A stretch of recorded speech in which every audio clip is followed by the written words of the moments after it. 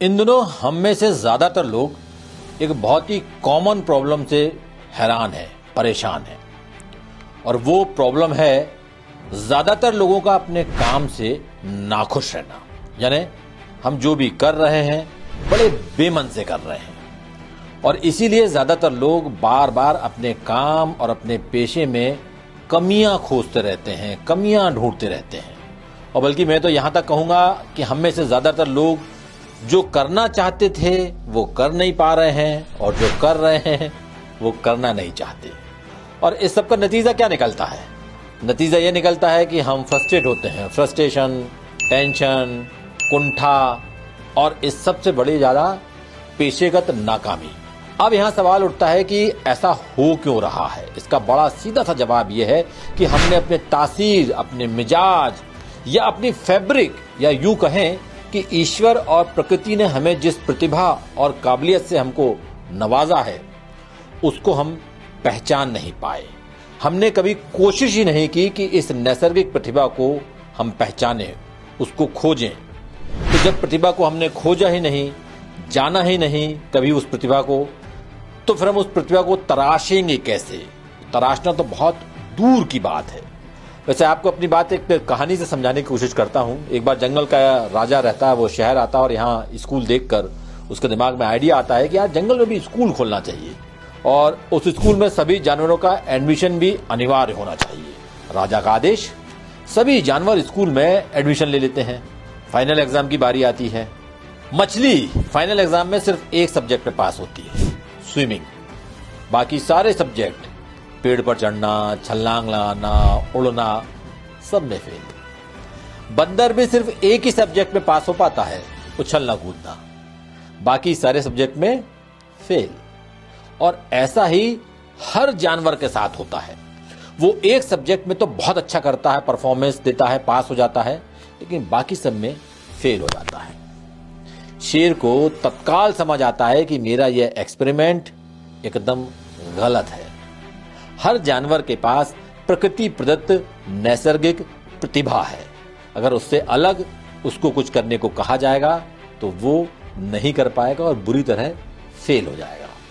बस यही हम लोगों के साथ हो रहा है।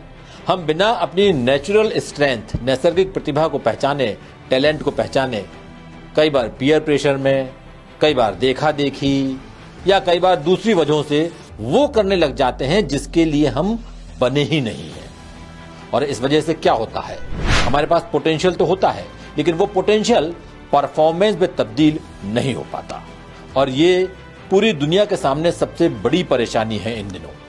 और हमारे यहाँ हिंदुस्तान के समाज में तो और भी बड़ी परेशानी है, क्योंकि विदेशों की तर्ज पर हमारे यहाँ जरा भी कोई लीक से हटकर कुछ करना चाहता है तो उसे रोक दिया जाता है, या सामाजिक दबाव के चलते वो खुद ही कुछ अलग करने की हिम्मत नहीं जुटा पाता है। अगर हम आगे जाना चाहते हैं तो हमें अपनी स्वाभाविक काबिलियत को पहचानना ही होगा। और अगर हम आप ऐसा कर पाए, अपनी काबिलियत को पहचान पाए, तो यकीन मानिए हमारी और आपकी सिर्फ ग्रोथ नहीं होगी बल्कि फिनोमिनल ग्रोथ होगी। और हम और आप सिर्फ सरवाइव नहीं करेंगे बल्कि थ्राइव करेंगे। हाँ, यहाँ एक बात और मैं आपको बताना चाहूंगा। बहुत सारे लोगों के मन में ये सवाल उठता है कि हम में प्रतिभा है कि नहीं है। तो मैं आपको बताऊं, ऊपर वाले ने आपको, हमको, किसी को भी बिना किसी हुनर के इस दुनिया में भेजा ही नहीं है। ऐसा तो होता ही नहीं है। ईश्वर किसी को भी बिना प्रतिभा या हुनर के इस दुनिया में भेजता ही नहीं है। और इसीलिए कहा भी जाता है ना कि गॉड डजंट क्रिएट गार्बेज। ईश्वर कचरा नहीं बनाता। और मेरे इस वाक्य को, मेरे इस कथन को, ये जो श्लोक है इसकी बखूबी तस्दीक भी करता है। ये श्लोक वेदों का एक मंत्र है, मैं आपको बताना चाहूंगा यहाँ पे, जिसमें कहा गया है कि अमृतम अक्षरम नास्ति, नास्ति मूर्णोषधम, अयोग्य पुरुषो नास्ति, योजगस्तत्र दुर्लभ। और इसका मतलब यह है कि जिस तरह बिना मंत्र शक्ति के कोई अक्षर नहीं है, बिना औषधि शक्ति के कोई पौधा नहीं है, वैसे ही कोई भी मनुष्य अयोग्य नहीं होता। सिर्फ जरूरत होती है ऐसे व्यक्ति की जो उसकी प्रतिभा को पहचान कर उसका इस्तेमाल कर सके, उपयोग कर सके।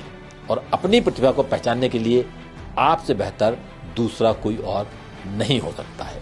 तो आज अभी से सबसे बड़ा टास्क आपके सामने यह है कि आप अपनी प्रतिभा को पहचानें और पहचानने के बाद उसको निखारें। यकीन मानिए आपकी ग्रोथ तत्काल फिनोमिनल ग्रोथ में तब्दील हो जाएगी। मेरी ढेरों शुभकामनाएं आपको।